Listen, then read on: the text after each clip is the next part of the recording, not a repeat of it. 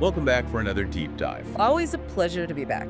This time, we're charting a course to the Ryukyu Kingdom, Fascinating history there. specifically Okinawa, Ah, Okinawa. with George Kerr's Okinawa, the history of an island people, as our guide. Kerr's work is essential for understanding this period.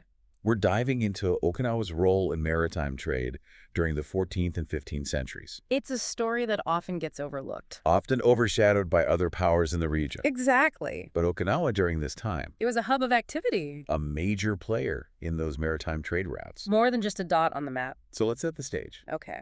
Late 1300s. What's the scene in Okinawa? Well, by the late 1300s, Okinawa was already plugged into these vast trade networks. Already. Oh, absolutely. Sending ships laden with goods. What kind of goods are we talking about? Pepper, for what? Pepper.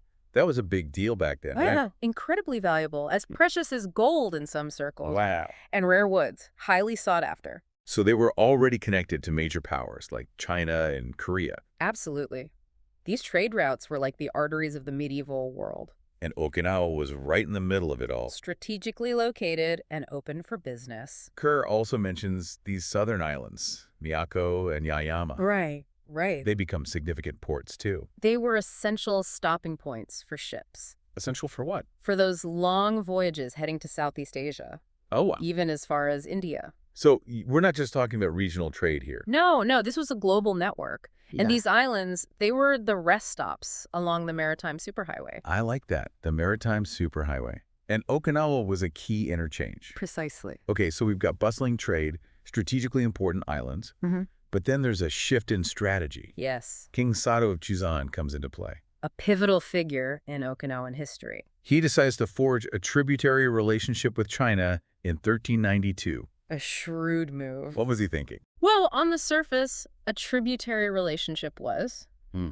It was mutually beneficial. Mutually beneficial. How so? For China, it was about expanding their sphere of influence. They were an ambitious bunch under the Ming Dynasty, weren't they? Oh, yes, very much so. They saw the value in having strategic outposts, And Okinawa fit the bill perfectly. a key location along those lucrative trade routes. So it's kind of like, hey, we acknowledge your power, China.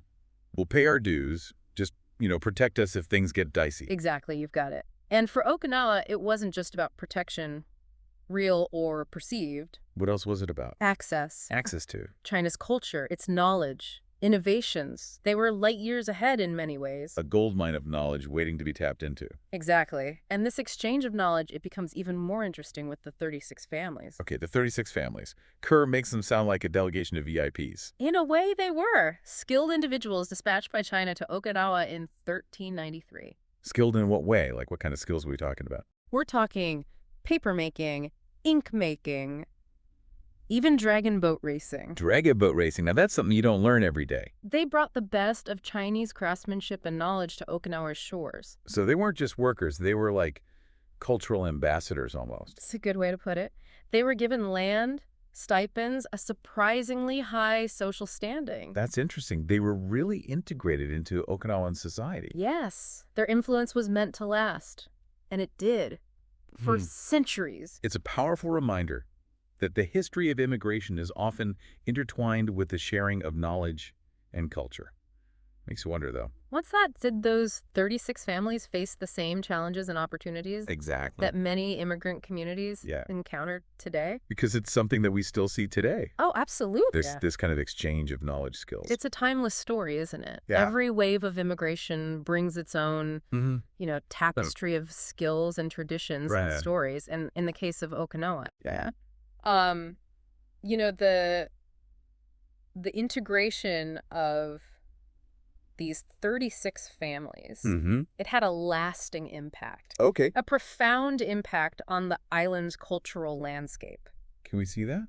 You can see it like Like- today, even in the 20th century. Wow. Where certain areas like Kumimura Yeah. retained this very distinct Huh? connection to Chinese heritage. It's fascinating how these historical events, Yeah. they continue to echo through the ages, They do. shaping identity, That's right. perceptions, even today. Absolutely. Speaking of historical ripples, Okay. Kerr mentions something else that's really interesting during this period. Yeah. He talks about this shift in China under the Ming Dynasty. Right. where they become very outward-looking. They do. They embark on these grand maritime expeditions. These are the Zhenghe expeditions. Exactly. Yeah. It's like they caught a serious case of wanderlust all of a sudden. That's one way to put it. Like, let's see what's out there. And who better to lead the charge than Zheng?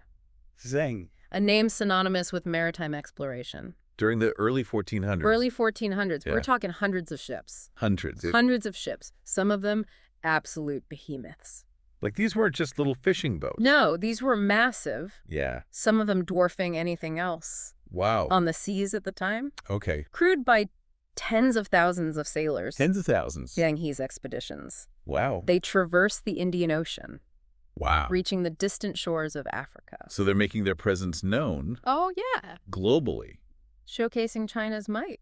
Yeah. Establishing trade links across vast distances. Okay, so we have China flexing its maritime muscles. Yes. Where does Okinawa fit? That's the question, isn't it? Right. That's the million-dollar question. Because they're right in the thick of it, right? The timing is incredibly intriguing. Okay. Zheng, he embarks on his first expedition just a few years after these Chinese families established themselves in Okinawa. Coincidence? Or is it? Perhaps. Is there something more to it?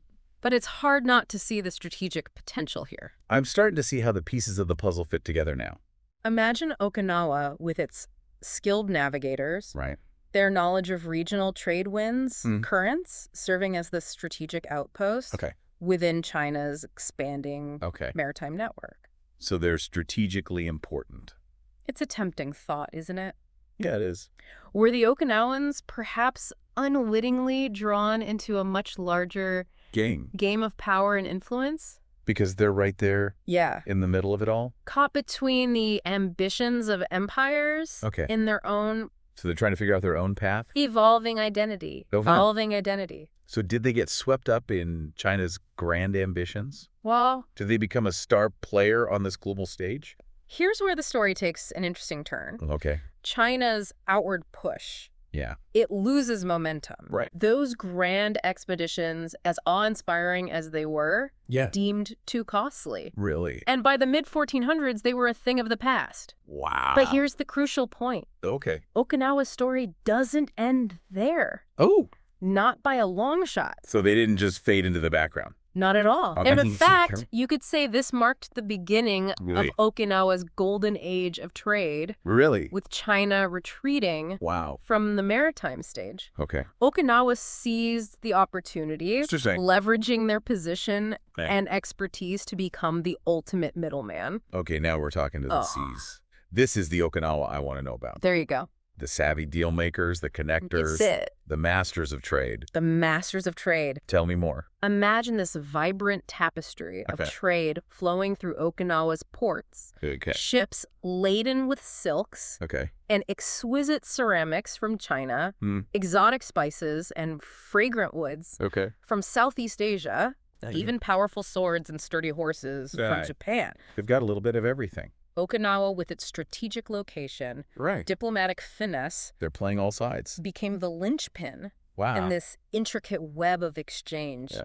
facilitating trade, So they're like the ultimate power brokers. amassing wealth in the process. Playing all sides to their advantage. Precisely. Wow. And this is where Kerr reveals a truly astonishing detail. Okay. Remember that tributary relationship with China we discussed earlier? Yeah, the one with King Sato. The one established by King Sato. Yeah, back in the late 1300s. The late 1300s.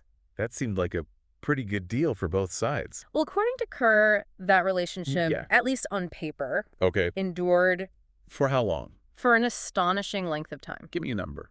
Try over 5 centuries. 5 centuries. Kerr states that this tributary relationship You're kidding me? persisted until 1872. That's mind-boggling It is remarkable. to think that they were able to maintain that Through all of the upheavals, political and social upheavals. as dynasties rose and fell, Dynasties rose and fell. empires expanded and contracted. Empires expanded and contracted. Do it all. This tiny little island kingdom. This tiny island kingdom, maintain this delicate dance. Relationship. with a global superpower. Yeah. It really makes you question everything you thought you knew. To Okinawa's resilience. Yeah.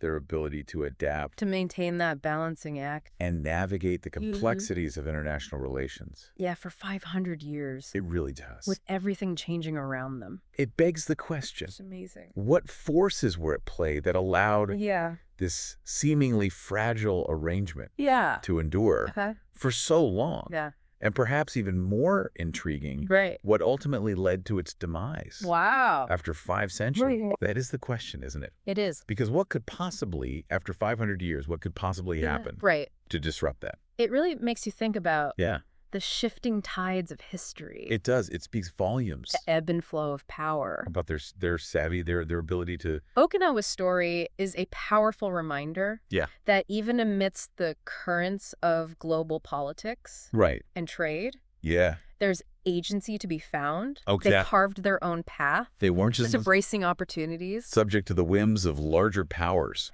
navigating challenges, It's not a story of just being totally absorbed by China. and ultimately leaving an indelible mark They're making their own way. on the world. Yeah. It really is quite a story. It is, and I think that's what's so fascinating about this whole thing, It really is. is that Okinawa was able to maintain that independence, Mm-hmm. that identity For so long. for so long. And through that, And ultimately shape their own destiny. Become a vital part Right. of this global network. Well said. This deep dive has been incredible. it's been a pleasure exploring this with you. As always, As always, for those of you listening, we hope you've enjoyed We'll have to this journey through time dive back into as much as we have. the history of Okinawa again soon. And for all of you out there, until next time, keep exploring, There's always more to discover. keep questioning, and most importantly, Absolutely. keep diving deep Keep diving deep. into the hidden corners of history. You never know You never know what treasures you might uncover. where you might find. See you next time. Until then.